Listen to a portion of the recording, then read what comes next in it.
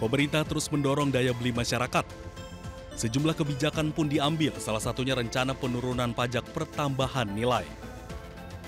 Namun, untuk menurunkan PPN ada sejumlah syarat yang harus dipenuhi, salah satunya dengan melihat setoran pajak sampai akhir tahun. Purbaya juga menjamin tak ada kenaikan cukai pada rokok. Rencana mengurangi PPN, kita baru naik ya, dari 10 ke 11. Oh, tetap naik aja naik. Jadi gini, kita akan lihat seperti apa akhir tahun, ekonominya seperti apa, uang yang saya dapat itu seperti apa sampai akhir tahun. Saya sekarang belum terlalu clear, nanti akan kita lihat bisa nggak kita turunkan PPN. Itu untuk mendorong daya beli masyarakat nanti ke depan. Tapi kita pelajari dulu hati-hati. Sebelumnya, PPN terus naik secara berkala, bahkan saat ini sudah mencapai 11%. Sejak 2025, barang mewah dikenakan PPN 12%. Meski terus naik, namun capaian setoran pajak masih kedodoran. Setoran penerimaan pajak per September 2025 sebesar 1.295 triliun, turun 4,4% dibanding periode yang sama tahun lalu. Dari Jakarta, Raharjo Patmo, iNews melaporkan. Pemirsa, Menteri Keuangan belum menerima proposal terkait rencana renovasi Ponpes pakai APBN. Purbaya menyebut ada yang menyarankan menolak supaya tidak timbulkan kecemburuan.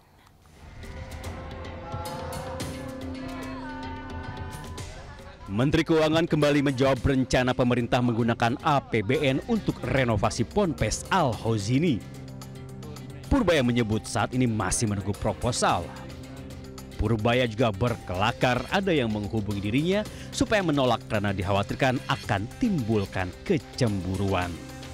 Saya nggak tahu, saya belum lihat proposalnya. Tapi kalau dari sisi saya belum lihat, yang jelas saya belum tahu. Jadi begini, begitu saya udah mau ngomong begitu, saya akan lihat. Udah ada tuh yang WA ke saya, jangan katanya. Nanti yang lain iri, saya nggak tahu gimana yang terbaik. Tapi nanti begitu lihat proposal, saya akan bisa putuskan. Ada kayak tempat lain lah. Rencana renovasi Ponpes Al-Hozini menggunakan APBN muncul pertama kali dari Menteri Pekerjaan Umum Dodi Hanggodo. Namun Dodi juga menyebut tidak menutup kemungkinan ada bantuan dari pihak swasta. Tim Liputan iNews melaporkan. Setelah sepekan diidentifikasi, jenazah santri Ponpes Al-Hozini Mufi Alfian akhirnya dimakamkan. Keluarga korban ikhlas dan tidak akan menuntut pihak manapun.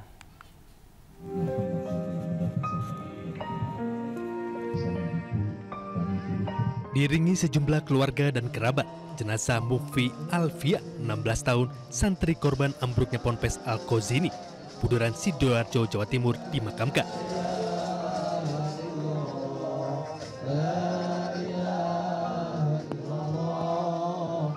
Sebelum dimakamkan, jenazah korban sempat berada di RS Bayangkara Polda Jatim selama sepekan karena harus menjalani proses identifikasi tim DVI Polda Jatim. Korban yang dikenal sopan dan periang ini sudah menjadi santri dan mondok di Ponpes Al-Hozini selama 5 tahun.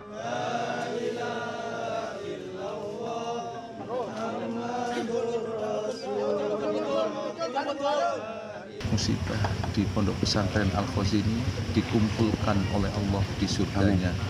Dan mudah-mudahan kedua orang tua yang ditinggalkan selalu diberikan kekuatan, ketabahan, dan tawakal kepada Allah Subhanahu wa Ta'ala. Sementara itu, terkait kematian korban, pihak keluarga korban menyatakan ikhlas dan tidak akan menuntut pihak manapun atas musibah yang merenggut nyawa korban bersama 66 korban lainnya. Dari Sidoarjo, Jawa Timur, Pramono Putra, iNews melaporkan.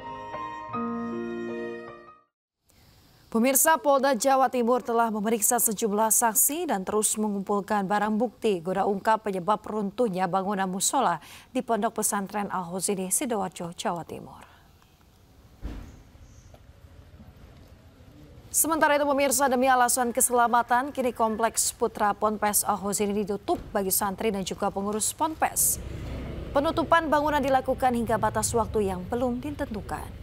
Keputusan tersebut diambil berdasarkan hasil asesmen tim ahli yang memeriksa kondisi struktur bangunan. Terkait hal tersebut, Polda Jatim juga berkoordinasi dengan pemerintah daerah setempat untuk merelokasi aktivitas belajar mengajar ke tempat yang lebih aman selama proses penyidikan berjalan. Kita lihat karena kita asesmen kan sementara ini kan situasinya setelah pembongkaran selesai, kita melihat bahwa gedung-gedung itu juga sementara ini kan membahayakan kalau dipakai. Kami tidak ingin terjadi ada korban-korban berikutnya.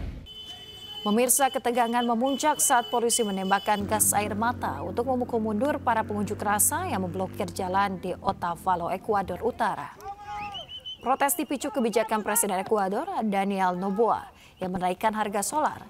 Bentrokan tersebut mengakibatkan setidaknya 43 penangkapan dan puluhan orang terluka.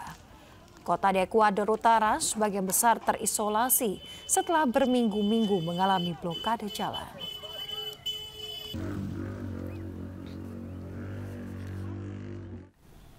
Warga Gaza mulai membersihkan puing dari jalan-jalan yang hancur akibat serangan.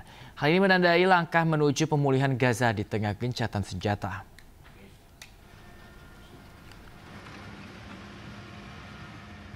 Pembersihan puing-puing reruntuhan bangunan dari jalan yang hancur akibat serangan Israel mulai dilakukan di Gaza. Hal tersebut menandai langkah menuju pemulihan di tengah gencatan senjata Hamas dan Israel. Nampak bulldozer yang merupakan bantuan dari negara Qatar membersihkan puing-puing dan membantu membuka kembali jalan, sehingga pergerakan warga di sekitar lebih mudah. Pemerintah kota menyampaikan telah berupaya keras untuk membuka kembali Jalan Al-Nasr yang menjadi salah satu jalan utama di Gaza. Operasi pembersihan pun terus dilakukan meski 85% peralatan kota telah hancur. يعني مع بداية إعلان عن وقف إطلاق النار بدأت بلدية غزة منذ يوم الجمعة الماضي حملتها لفتح الطرقات والشوارع في المدينة للسماح بحرية حركة المواطنين وعودتهم من الجنوب إلى الشمال ووصولهم إلى أماكنهم وأماكن سكنهم. Menurut laporan PBB, hampir 193.000 bangunan di jalur Gaza telah hancur sebagian atau seluruhnya sejak perang dimulai. Pemirsa, Hamas menyerahkan jenazah 4 sandera ke Israel melalui Komite Internasional Palang Merah. Sementara rumah sakit di Gaza telah menerima 45 jenazah warga Palestina yang dipulangkan Israel.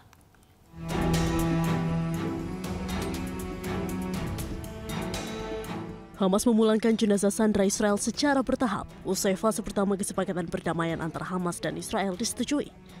Usai memulangkan 4 jenazah pada Selasa lalu, Hamas kembali menyerahkan 4 lagi jenazah ke Komite Internasional Palang Merah ICRC yang kemudian diserahkan ke pihak Israel.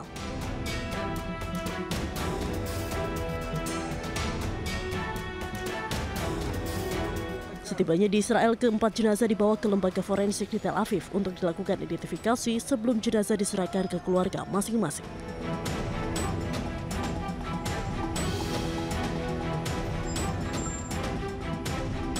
Sementara itu di sisi lain, rumah sakit di Gaza telah menerima sebanyak 45 jenazah warga Palestina yang dipulangkan oleh Israel. Nampak sejumlah kendaraan ICRC yang membawa jenazah-jenazah warga Palestina tiba di kompleks medis Nasr di Khan Yunis. Kedatangan jenazah pun langsung disambut oleh sejumlah orang yang tengah mencari jenazah anggota keluarganya.